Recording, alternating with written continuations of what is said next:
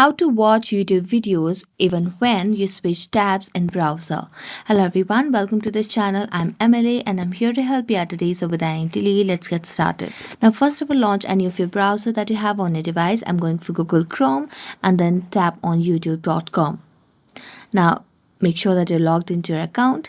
Now as you're on your YouTube, you can select any of the videos over here. So here I'm going to select any one of the videos over here. I'm going to tap on this one.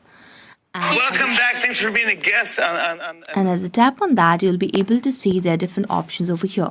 Now on the YouTube section, there you can see the option of picture in picture. So you can just tap on this picture in picture option over here. So tap on it, and as you tap on it, the video will be at the bottom of the screen over here. Now you can just change any of your browser over here or the tab in the browser. So that's it. Thank you so much for watching this video. See you next time.